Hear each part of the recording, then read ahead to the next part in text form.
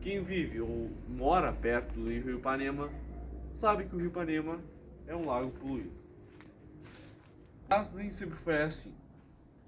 Antigamente, o Rio Ipanema era limpo. É como se fosse uma praia lá no Rio de Janeiro, essas coisas. Até estão se poluindo hoje em dia, mas não ajuda muita coisa.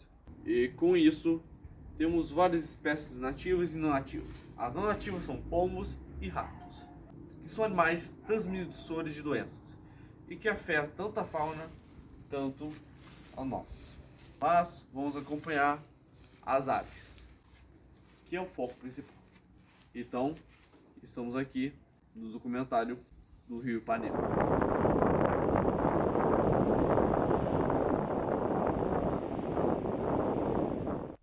Nessa foto mostra o Rio Ipanema no seu auge. Antes dele ser poluído, o Rio Ipanema tinha vários banhistas que se banhavam no rio. Só que hoje o Rio Ipanema não é mais o mesmo.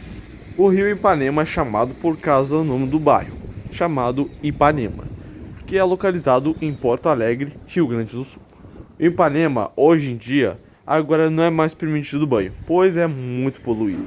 Mas vamos se concentrar nas espécies nativas e não nativas. As não nativas são os ratos, que possuem muito nesse lugar, mas as mais aparentes são as nossas queridas aves. Nessa parte do Rio Ipanema, possuímos vários e vários pomos domésticos ou pomos correios que estão descansando.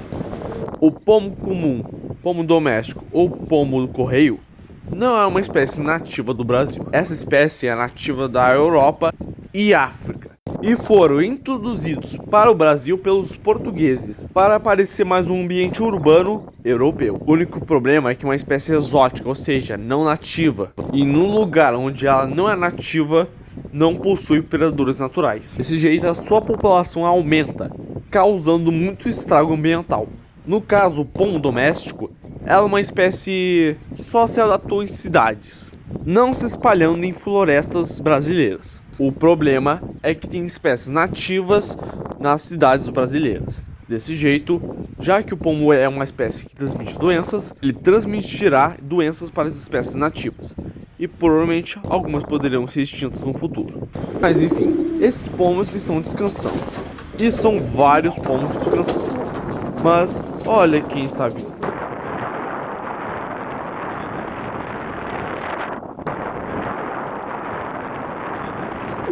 Um urubu preto. Pela sorte dos pomos, ele não é uma espécie que caça. Mas mesmo assim, os pomos não estão gostando da presença dele.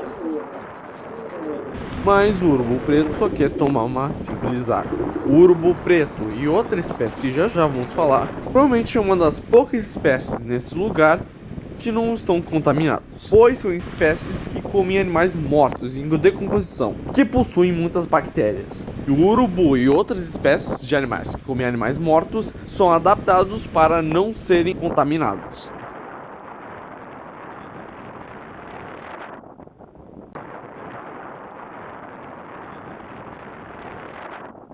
A espécie que não falei antes é o carcará, que basicamente é um animal que mesmo caçando, ele come carcaças também.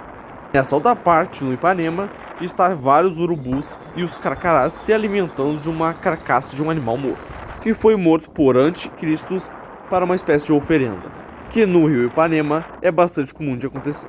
O urubu preto e o carcará têm uma espécie de relação, claro que não de amizade ou namoro, e sim uma espécie de parceria, pois, por serem animais que comem o mesmo alimento, eles se ajudam para achar alimento. No caso, o urubu e o carcará, animais mortos.